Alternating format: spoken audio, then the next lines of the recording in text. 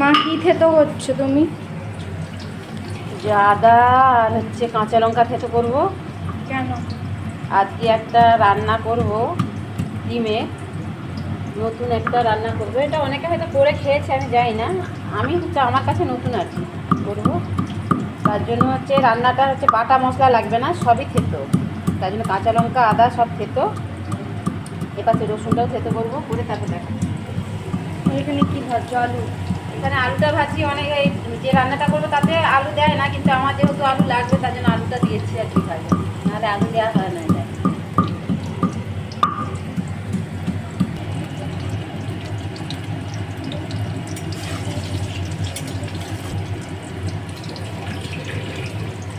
এই রান্নাটা করতে কিন্তু সম্পূর্ণ সরষের তেলে রান্নাটা হবে।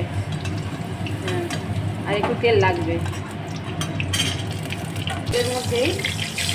ডিমগুলো আমি কিন্তু কেটে রেখেছিলাম, এইভাবে কেটে রেখেছিলাম। এইভাবে কেটে রাখলে ফাটবেও না, এর মধ্যে মশলাটা ঢুকবে।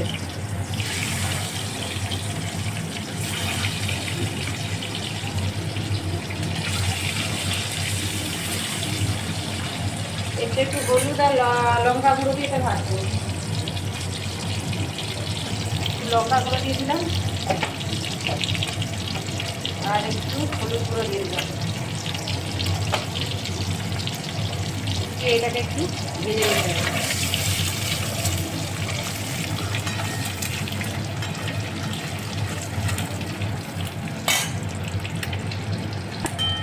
ভাজা হয়ে গেছে, এটা এবারে আমি তুলে নেবো।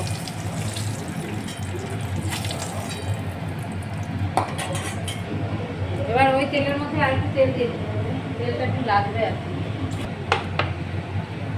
তেল দিয়ে দিলাম, তেলটা গরম হবে। এবার তেজপাতা সাদা জিরে করে দিয়ে দিলাম, আর এখানে যে পেঁয়াজগুলোকে সুন্দর করে কুচিয়ে আর করে রেখেছিলাম সেটা দিয়ে দিলাম। পেঁয়াজগুলোকে কুচিয়ে যদি একটু হাতে করে এরকম করে ভেঙে নেওয়া যায় না, এটা ভাজাটা খুব সুন্দর হবে। এবার এর মধ্যে অল্প করে লবণ দিয়ে দেবো যাতে এটা সেদ্ধ হয়।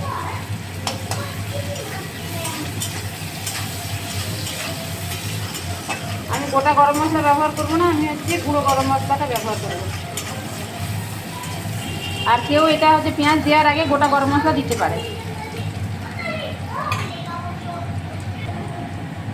এই রান্নাটাই হচ্ছে রসুন আর তোমার হচ্ছে আদা সব কিছু কাঁচা লঙ্কা সব থেতো লাগবে, আর একটা গোটা রসুন লাগবে। আমার যেহেতু হচ্ছে তোমার তিনটে ডিম, তার জন্য হচ্ছে একটা রসুন গোটা দেবো। এবার এটা তো ভাজা ভাজা হয়ে গেছে, এবার এর মধ্যে আমি কিন্তু রসুন থেতো আর আদা কাঁচা লঙ্কা থেতো দেবো। রসুন থেতোটা দিয়ে দিলাম আর আদা আর কাঁচা লঙ্কা থেতো দিয়ে দিলাম। এবার এটাকে নাড়ার আগে একটু আমি কী করবো, জল দিয়ে দেবো, কারণ যাতে না ফুলে যায় তার জন্য একটু অল্প করে জল দেবো। নাড়তে নাড়তে অল্প করে একটু জল দিয়ে দিলাম।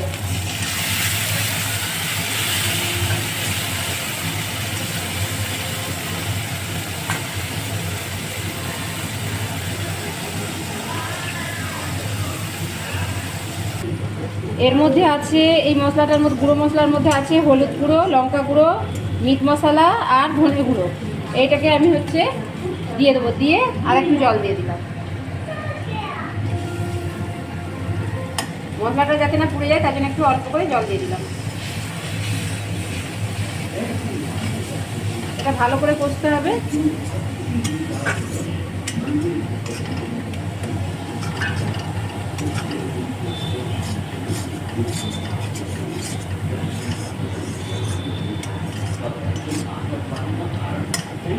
এবার গোটা রসুনটা দিয়ে দেবো।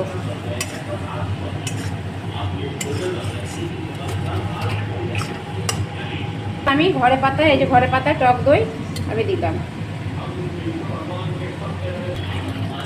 টক দইটা দিয়ে ভালো করে নাড়াচাড়া করতে হবে, ভালো করে নাড়াচাড়া করতে হবে। জোর তুলে দিয়ে ভালো করে নাড়াচাড়া করতে হবে।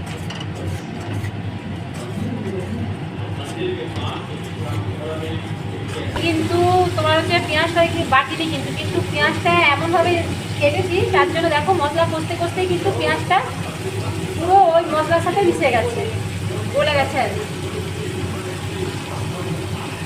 এবার আমি এর মধ্যে অল্প করে ধনেপাতা কুচনো দিয়ে দিলাম।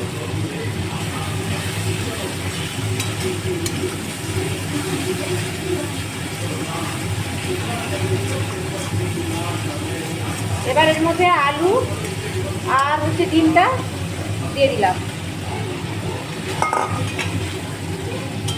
এবার এটা ভালো করে কষতে হবে।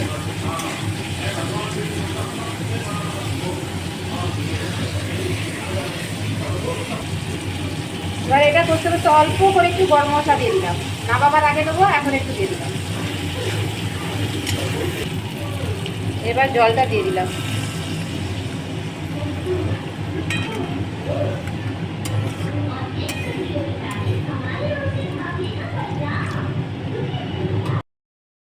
নামাবার কিছুক্ষণ আগে জয়িত্রী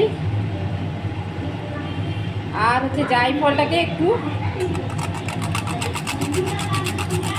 পুড়ে দিয়ে দিতে হবে। অপশন রইল, কেউ দিতেও পারে না দিতে পারে। আর হচ্ছে একটু কস্তুরি মেথি পাতা ছড়িয়ে দিলাম, দিয়ে কিছুক্ষণ এটা ফুটবে।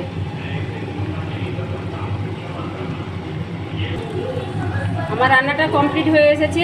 এবার আমি হচ্ছে গরম মশলা দেবো, তবে আমি তো গোটা গরম মশলা দিইনি, যার জন্য হচ্ছে এখন পুরো গরম মশলা দিলাম। কেউ যদি গোটা গরম মশলা দেয় তাহলে কিন্তু লাস্টের দিকে নামাবার আগে গরম মশলা নাও দিতে পারে। আর আমি এবার নামিয়ে দেবো, ধনেপাতা কুচানো ছড়িয়ে নামিয়ে দিলাম। এবার বন্ধ করলাম গ্যাসটা।